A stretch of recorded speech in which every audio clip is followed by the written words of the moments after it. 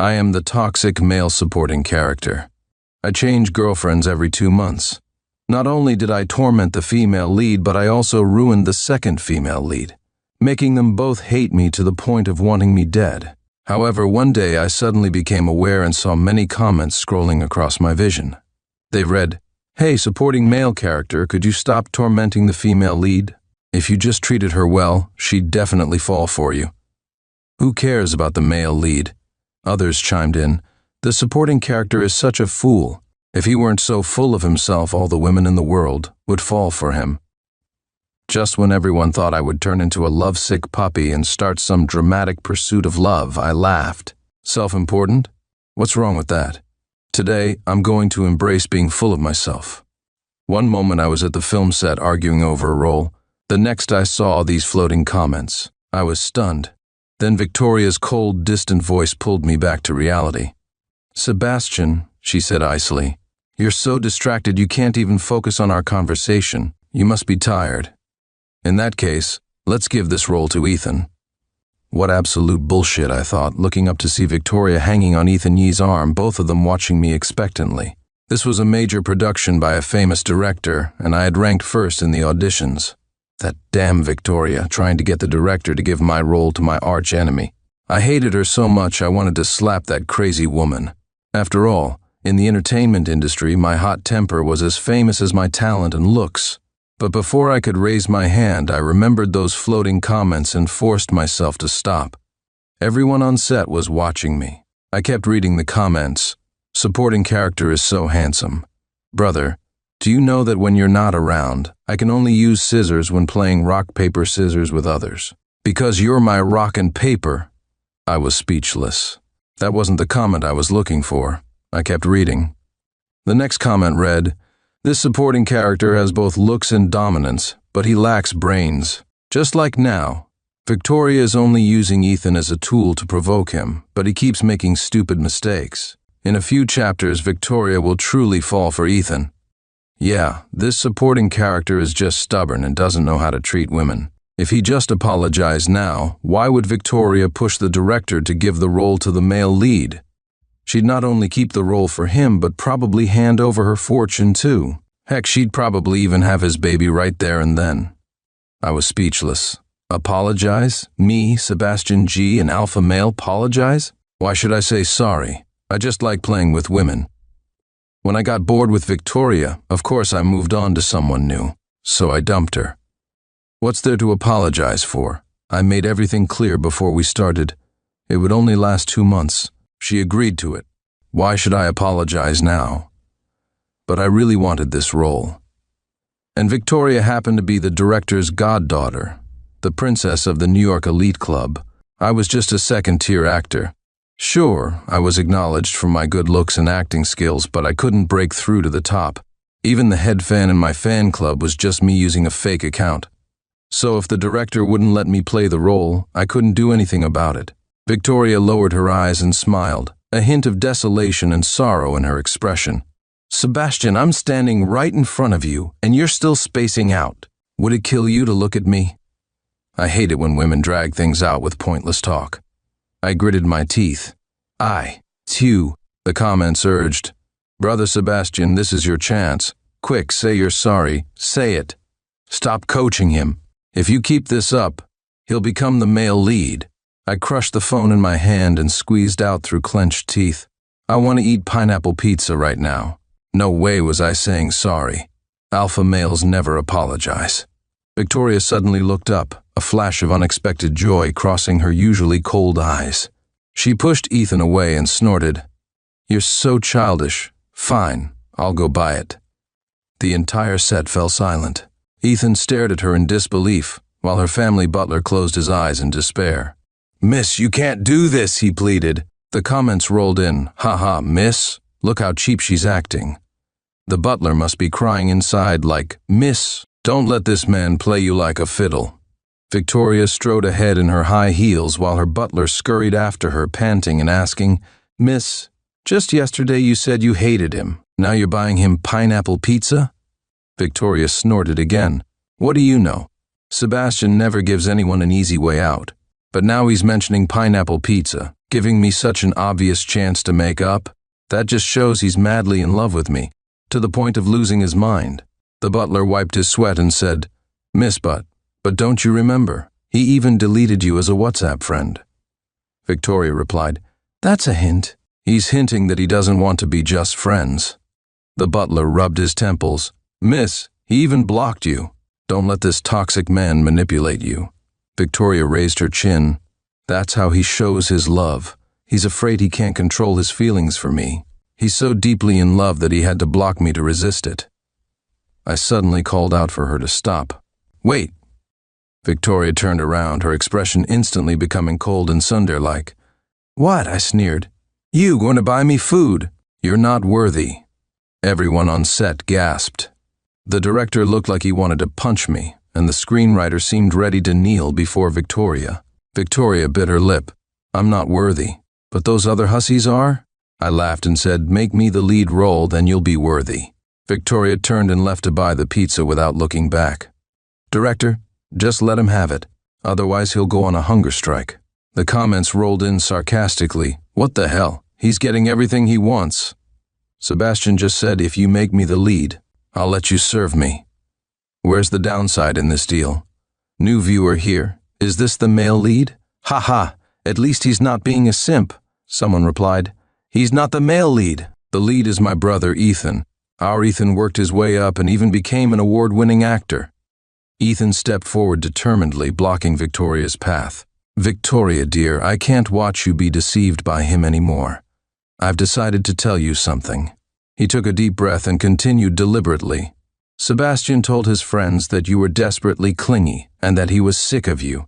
The comments erupted. "Elmao, Ethan's lying. Sebastian doesn't even have friends. That was established in the original setting." Ethan continued with a wise, experienced air. "I'm breaking my principle of never speaking ill of others because I don't want to see you fall for the wrong person." Victoria just blinked and shook her head at Ethan. "Too small." Ethan froze, confused. "What's too small?" Victoria said softly, "Your mindset is too small. His gossip about me just shows his possessiveness. He wants to keep other men away from me, to have me all to himself." The comments went wild. What kind of social media has this ice-cold princess been watching? Is this character consistency? Ethan's pupils dilated in shock. The butler by the window searched for a suitable rooftop to jump from. Victoria continued, "He's given me enough face today. Even though he hasn't apologized or tried to sweet-talk me, it's basically the same thing. It's enough proof that he loves me, so I shouldn't keep being so stubborn." Ethan stood there, frozen. Victoria hummed a tune as she went to buy my pineapple pizza. Having lost the role, Ethan stood there, his eyes blazing with anger, his fists clenched, looking ready to explode. I just didn't understand. I won that role fair and square in the audition. What did he have to be upset about? He was acting like I'd stolen his role. But everyone on set was smart enough not to comfort him. He could only stand there awkwardly, unable to move forward or back. Then Rosemary Yu walked past me, took Ethan's wrist and led him away. There was even a trace of sympathy in her eyes. That instantly made me angry. Rosemary was my new sugar baby, an 18-year-old newcomer in the entertainment industry. Being an orphan, she had no connections or resources, just a breathtakingly beautiful face and a perfect 36D figure. Her brother had a rare disease requiring expensive treatment, which was why she agreed to be my kept woman. She was mine, so how dare she comfort Ethan? The comments buzzed. "Ah, the second female lead, Rosemary. She's comforting the male lead. This is the beginning of their romance. Can we switch the male lead to Sebastian? I don't like Ethan."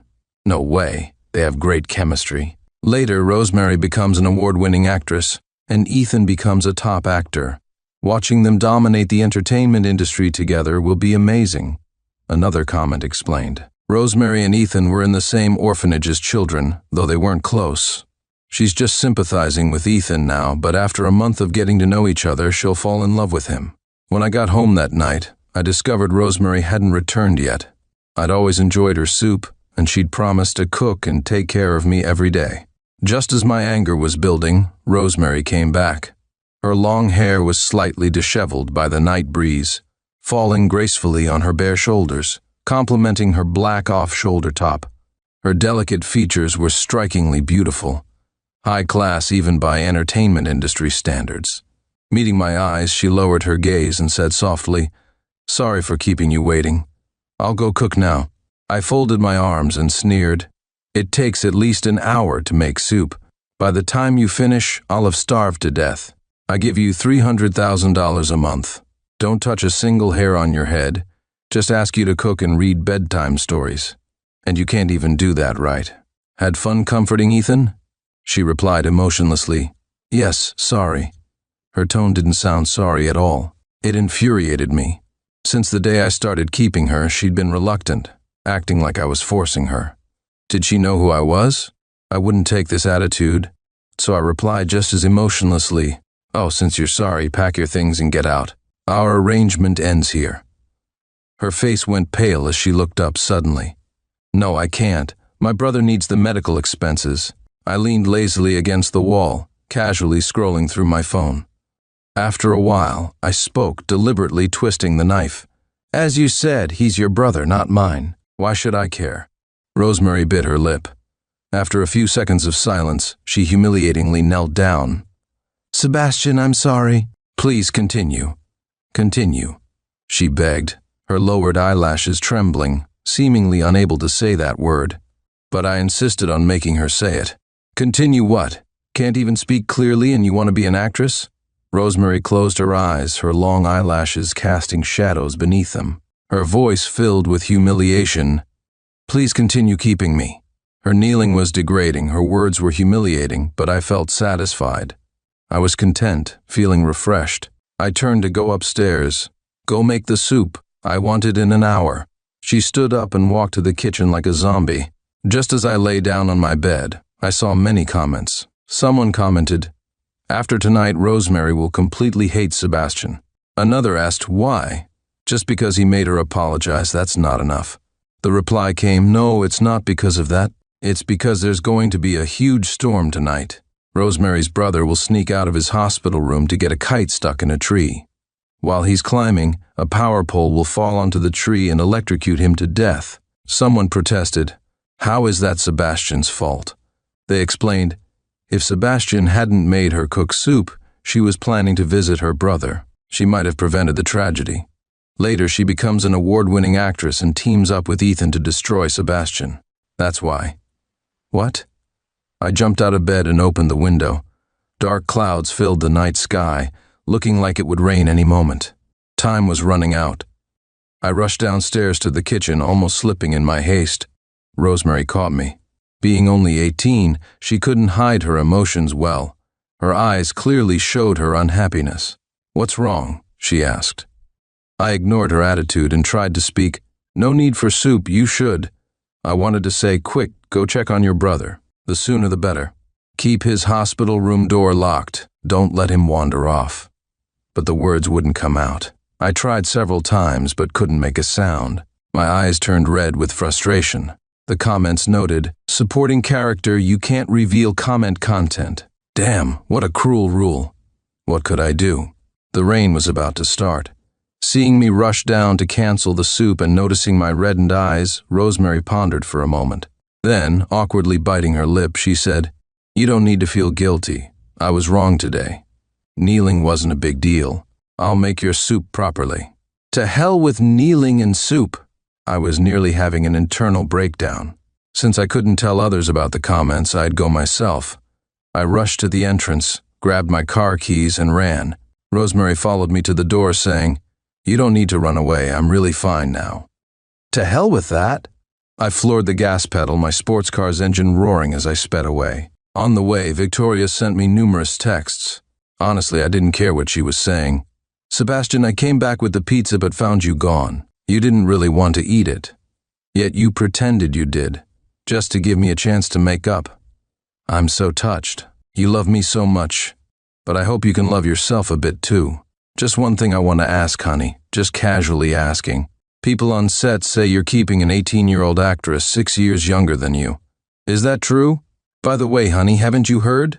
Those 18-year-old girls are so immature and boring, totally charmless. No offense, just sharing, not targeting anyone. Why aren't you replying? You don't actually like her, do you?" Half a minute later, the above was just casual conversation too. I found Tommy, Rosemary's brother, just seconds before he was about to climb the tree. I grabbed him and ran, not even bothering with an umbrella. The next moment the power pole fell, crashing onto the tree. Electric sparks tore through the night sky. I turned around to see Rosemary. She had followed me. She stood there, staring blankly at the electrical sparks and at me holding Tommy. The next second she threw herself into my arms. In a low, trembling voice, Rosemary whispered, "Thank you, Sebastian." We were both soaked. I could feel her body heat against me, and I couldn't help noticing how nice she was holding me so tight I had to struggle to free my arm to check my wrist, which had been scratched by tree branches. "Shit," I muttered. "Seb," Rosemary said, "what are you thanking us for? My brother and I should be thanking you." "I wasn't thanking. Never mind. Let's go." The comments exploded. Holy shit. I'm a VIP member. I can see the character's affection levels. Rosemary's affection for Sebastian is at 90 now. She only has 20 for Ethan. Another replied, 90 represents true love. When it hits 100, it means she'll marry no one but him. Haha. After being his sugar baby for so long, getting all that money from him, and now him saving her brother, how could she not fall for him? Someone asked, but what about our Ethan? Rosemary belongs with Ethan. Another responded, honestly, I don't care what happens to Ethan. Can I say that? The next morning around 10, Rosemary knocked on my door. Seb, you have an award ceremony tonight. You need to get styled now. Manager Christina is waiting downstairs. My whole body ached, my head was foggy, and I barely had the energy to answer her. She knocked for a while, then sensing something was wrong, carefully pushed the door open. She tentatively felt my forehead and immediately panicked. You have a fever. Let me get you some medicine. She quickly got me medicine and carefully helped me drink it. With a slight sigh, she said, maybe you should skip tonight's ceremony and rest properly. Hell no, I said weakly. I must go. It's my first time winning Best Actor. She crouched down, looking at me with tears glistening in her eyes. Then keep sleeping. I'll ask Christina to bring the stylist here, okay? I nodded groggily. An hour later, against medical advice, I downed 3 iced Americanos to force myself awake. I played an AI recording of my acceptance speech, silently mouthing along while the stylist worked on my appearance. That evening I arrived at the hall right on time. Despite my cold sweats, I maintained my composure in my crisp, formal suit, ignoring that my shirt was soaked with sweat underneath. That's who I am. Even with a high fever, I had to keep up appearances. Many cameras were aimed at me, snapping away. My assistant Summer was grinning from ear to ear, whispering in my ear, Brother, after you get this award tonight, I can't even imagine how many trending topics you'll hit. I smirked, and the camera flashes intensified. Perfect. Tonight would be my moment of glory. When they announced Best Actor, I prepared my most nonchalant expression and got ready to stand up. But the next moment, the spotlight fell on someone else. The host called out, Let's welcome our Best Actor, Ethan Yee. I froze in my seat as if struck by lightning. How was this possible? For these awards, they always notify the winners in advance. The organizers had told me just 2 days ago that I'd won Best Actor and to prepare my speech. I stared blankly at Ethan on stage, wearing that smug, triumphant smile. Throughout the entire ceremony, my name was never called. I didn't win anything. After the ceremony, Victoria came to find me on Ethan's arm. The hall's lighting fell diagonally across her exquisite makeup, half her face hidden in shadow. Her upturned eyes held a seductive charm as she looked at me and said, I specifically asked my father to have the organizers give that award to Ethan. My head was pounding, but I stood still, just looking ahead as I asked, Why give it to him? None of your business, she said coldly. I felt the world spinning, then collapsed. A warm liquid rushed from my nose the next moment. Victoria's voice suddenly turned frightened. Sebastian, why are you having a nosebleed? She immediately let go of Ethan and crouched beside me, speaking frantically. You weren't answering my text last night. And then my girlfriend suggested I could pretend to be nice to Ethan to make you jealous. They said it would make you love me. I just wanted to see you jealous, to get some proof that you cared about me. Ethan's face turned ashen. Victoria had tears welling up in her eyes as she choked out, I'm sorry, Sebastian. I was so upset yesterday. I drank too much. When they encouraged me, I just called my father and told him to give the award to Ethan. I didn't think you'd be this upset. This award isn't even pure gold, and it has no international recognition. It's just a cheap, worthless trophy. I didn't know you'd actually care about it. The other award winners' faces turned green. But since the Victoria family wasn't someone they could afford to offend, they could only swallow their anger. Victoria didn't even spare them a glance. She pulled out a card from her purse and handed it to me, saying, "Honey, there's $10 million in here. You can buy lots of pure gold trophies. Please don't be angry." The nosebleed actually helped clear my head. I wiped the blood away and with a sharp crack slapped her across the face. I broke the card in half, threw it on the ground and said, "Victoria, are you mentally ill?" Then I turned and left. Victoria stood there, hands covering her face, tears streaming down, looking like she was about to shatter. After a while, she wiped her tears and slowly crouched down. A few seconds later, I came back. Victoria looked up at me as if seeing a precious treasure she'd lost and found again. "I regret it," I said. She shook her head, her red lips parting softly. "It's okay. It doesn't hurt. I don't regret slapping you. I regret not taking the $10 million. Do you still have it?" She nodded dumbly and took out a new card saying, "Yes, the pin is the day we first met." "Which day?" I asked. She looked hurt for a moment but quickly smiled and said, 231,117. As I was noting down the pin in my phone, I heard someone call out behind me, "Brother!" I turned around. It was Rosemary. "What are you doing here?" I asked. She didn't look at me, just stared at Victoria and said, "Brother, I came to take you home." Victoria bit her lip and sneered, "Home? Do prostitutes have homes?" Rosemary lowered her gaze, hurt, and remained silent. That was too harsh. I frowned and said, "Victoria, what's your problem?"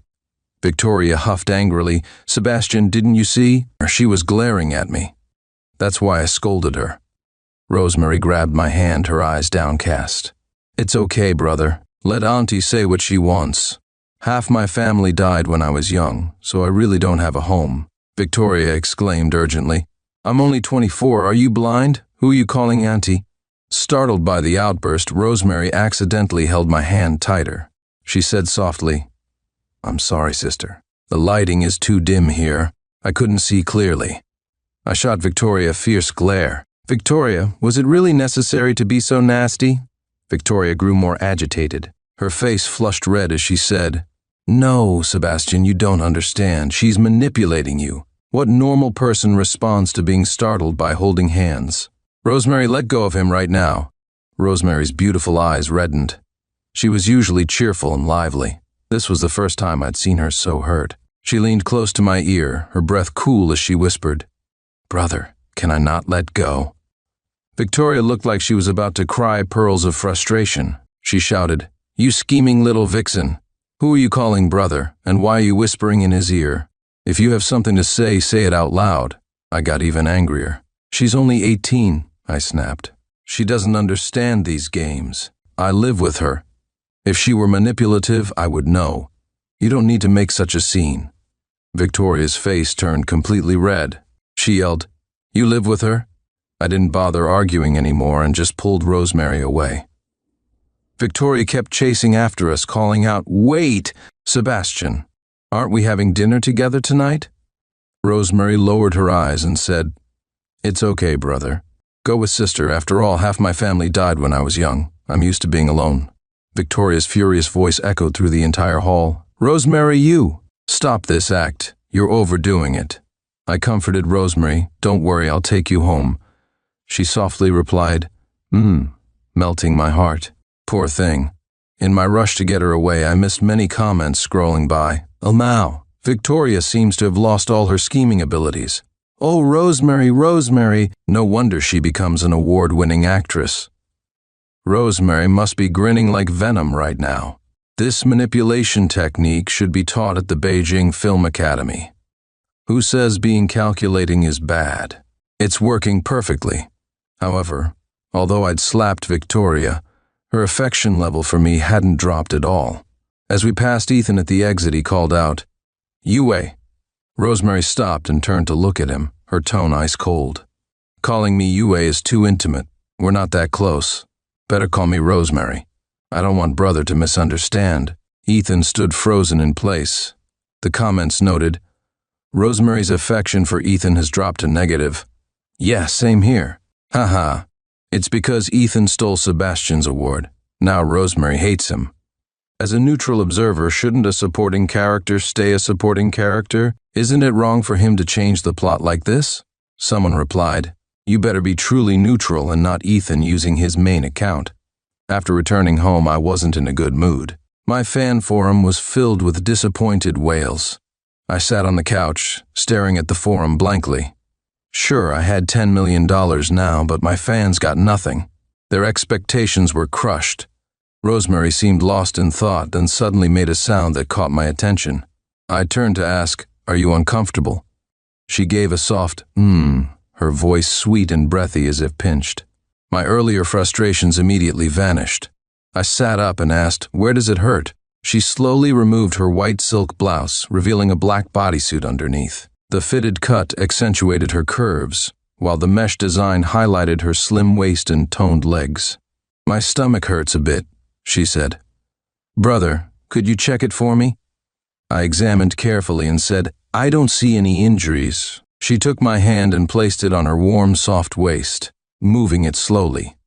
It's internal, she said, but you should be able to feel it from the outside. Brother, feel carefully. While I was doing just that, she suddenly spoke again. Brother, do you actually dislike me and hate kissing me?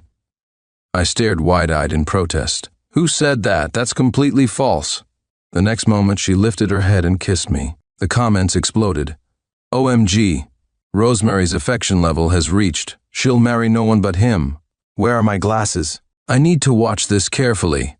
The kiss lasted long, with me holding the back of her head.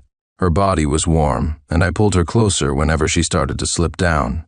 The next morning, I still couldn't understand how a simple medical check had led to such an intense situation. Well, it had been a happy night. After that day, Rosemary started acting strangely. At home, she would change outfits 6 times during the day, averaging 1 new dress every 2 hours. It was just us and Mrs. Zhang, the housekeeper. This wasn't a fashion show. Why did she keep changing and parading in front of me? The next day, just as I woke up, I saw comments flooding in. This is bad. Disaster. Male lead Ethan has activated his plot correction plan. He's going to control your body. Run, Sebastian, run, before he makes you do something terrible. Ethan saw both his female lead and second female lead fall for the supporting character and was furious. He found the system and activated this plan. No time, run now. I sat up immediately, but before I could react, I felt a force take over my body. I completely lost control. I watched helplessly as my body put on clothes and went to the company, where I signed a contract to be Ethan's counterpart in a variety show. The next day, as the show began filming with a live broadcast, my body was still under Ethan's control. I called Ethan to a spot where I knew there were cameras, but pretended I didn't know they were there. Then I violently put out my cigarette on his clothes. Ethan backed away in shock and fear. I had to admit his acting was excellent. Even though this was his own planned scene, he played it so convincingly. The live stream's comments were scrolling frantically. I didn't need to read them to know they were all condemning me. My soul floated in mid-air, watching this unfold helplessly. This was live. Everyone would see it. My career was finished. I would be labeled as a bully, while Ethan would be the victim, earning sympathy from millions. My fans would be disappointed, unfollow me, and start hating me. But then Rosemary suddenly appeared. She seemed to have run there, slightly breathless, wisps of hair falling around her face. In front of everyone, she smiled at me and said, Brother, are you rehearsing being Ethan's counterpart? Ethan froze completely. He clenched his jaw, staring at Rosemary in disbelief. The show's director was stunned too, frantically mouthing to Rosemary, We're still recording. Get out. Rosemary acted as if she hadn't noticed the director. She held up a contract, angling it perfectly for the broadcast cameras to capture. Her voice rang out clear as water. Brother, it seems someone forced you to sign a contract to be Ethan's counterpart, requiring you to pretend you didn't know about the cameras and burn him with a cigarette. Are you rehearsing now? Ethan's face changed dramatically. He lost control and burst out, Rosemary, Get out. You were supposed to be my woman." The director finally couldn't sit still. He rushed up to pull Rosemary away, saying, "This isn't a rehearsal. We're live. Young lady, I swear I'll sue you." During the struggle, Rosemary looked somewhat disheveled, but her eyes were bright as she smiled at me. The comments exploded. "Ethan makes me sick. If he's still the male lead, I'm not watching anymore. Using mind control? Isn't that against the rules? What kind of male lead is this? Who's even a fan of his? Can't we just get rid of Ethan? 0 people want to see Ethan. Can he just leave?" Rosemary knew Sebastian cared about his career and would never sign such a counterpart contract. When she saw the contract, she guessed he was being forced. She rushed here. She really loves him so much. Give Sebastian his body back or we're all stopping watching. The variety show's live stream comment section also exploded. What? I regret cursing Sebastian earlier. So someone forced him to be a counterpart? I saw the contract's official seal clearly. Poor brother Sebastian. Ethan is disgusting. I hate these people who need counterparts to make themselves look good. Get out of the entertainment industry, Ethan. Looking at you makes me sick. I've been Sebastian's fan for 3 years. He's never been a diva, always had good character and values. Let me recommend everyone to our amazing Sebastian. I suddenly felt a sinking sensation, and the next moment I was back in my body. The director rushed to handle the situation and shut down the live stream. I walked up to Ethan and gave him 2 solid punches, then left work for the day. After this incident, the system switched Ethan's and my roles. I became the male lead, and he became the supporting character. He struggled in the entertainment industry, even reduced to taking bit parts. As for me, this live stream incident gave me my first taste of mainstream success. My followers increased by hundreds of thousands, and my public image was better than ever. Looking at Rosemary, I remembered something. Initially, I kept Rosemary because her voice was similar to Tiffany Shu's. Tiffany was my first girlfriend, my college classmate. She was beautiful but fickle, stringing along several men as backups, dumping her current boyfriend whenever she found someone richer. She never dated anyone longer than 2 months. She only dated me for 2 months, but I kept loving her. After she left, I gradually became like her. I even kept a separate room in my house, filled with glass cases containing her things, a wine bottle she'd left unfinished, her used stockings, recordings of her saying she loved me, the suit she bought me, magazine covers she'd been on, our photos together. After Tiffany left, I spent every night in that room, lost in thought, until I met Rosemary. Her voice was so similar, so I kept her, but never touched her. I just had her lie beside me at night, reading books in the dark, as if my young first love was still by my side. However, I need to clarify that all of this was just the book's setting. Since I became aware of the comments, I'm no longer controlled by these predetermined settings. So now, I actually feel nothing for Tiffany, and I'm not treating Rosemary as anyone's replacement. As for that room, I'm not in a hurry. I'll have someone clean it out whenever there's time. Rosemary was happy every day. Each morning, she'd first change into a white runway-style fringe dress to make Italian pizza for breakfast. By the time I finished breakfast, I'd already seen that outfit, so she'd change into a black lace dress for a mature look. While I watched TV, I might have caught glimpses of that outfit too, so 2 hours later, she'd switch to a cherry blossom pink Chanel-style outfit for a sweet look. She thought about how I used to play with women, changing them every 2 months. Those women should reflect on why they couldn't keep providing fresh excitement. Rosemary was determined to learn from their mistakes. She mastered quick outfit changes and learned to cook cuisine from 19 different countries. She diligently watched fashion and cooking channels, determined never to let my eyes or stomach grow tired. However, recently, something puzzled Rosemary. She accidentally discovered a locked room on the 3rd floor that even the housekeeper couldn't enter. One day when no one was home, Rosemary stood at that door. The word love was embossed in gold letters. Rosemary ran her slender fingers over those 4 letters. Could they be meant for her? After all, brother usually dated girls for only 2 months, but he'd kept her for 4 months now. He treated her differently from others. He must love her, just couldn't express his feelings. A small smile played on her lips. All that effort with outfit changes and 19 international cuisines had paid off. The old saying about hard work paying off was true after all. Rosemary's hand gripped the doorknob. Her heart was racing. Taking a deep breath, she opened the door and turned on the light. The moment the light came on, Rosemary's smile froze. She felt her blood run cold. She silently took in everything in the room. Photos of him with another woman. 1,314 love letters he'd written to her, the woman's stockings, and magazine covers featuring her face. She stood there for a long time before walking in. Rosemary lowered her eyes to look at the most recent letter on the table, dated 4 months ago. It read, "Tiffany, I met someone today. Her name is Rosemary Yu. Her voice is exactly like yours. I kept her. I make her read to me lying beside me. She complains it's too dark. The screen hurts her eyes. I tell her to shut up. The lights must be off when she speaks. That way I can't see her, and I can pretend it's you. Tiffany, it's been so long, why haven't you visited my dreams?" Rosemary staggered backward. She could barely breathe. Her hand hit something, and suddenly a recording filled the room. A clear, warm male voice, 19-year-old Sebastian. "Tiffany Shu, I love you. I'll give you anything you want." The female voice that responded was careless, clearly insincere. Yeah, I know. So annoying." And that voice was identical to Rosemary's. Rosemary closed her eyes, standing there for a long time, until she heard the front door opening downstairs. She wiped away her tears mechanically, turned off the lights, closed the door, and went downstairs. Brother had just finished filming his new drama and had been drinking quite a bit. He was lying drunk on the sofa, sleeping peacefully.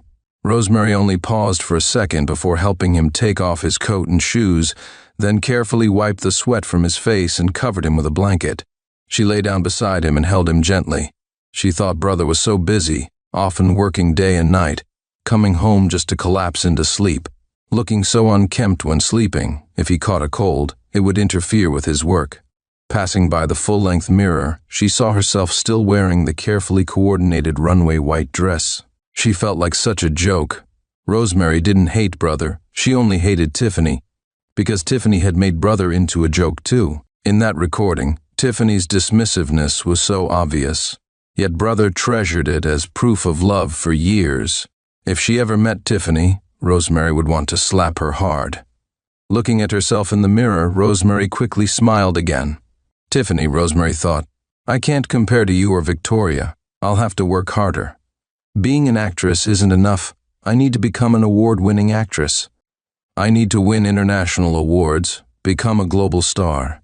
Then I can return and offer everything I have to Brother. I'll marry him, and if he has a new girlfriend by then, I don't mind being the other woman. After all, I'm young, we'll see who lasts longer. Rosemary called her manager. Hey, about that role you mentioned before, I was wrong to say I was too busy. Do you still have it? Even a supporting role is fine.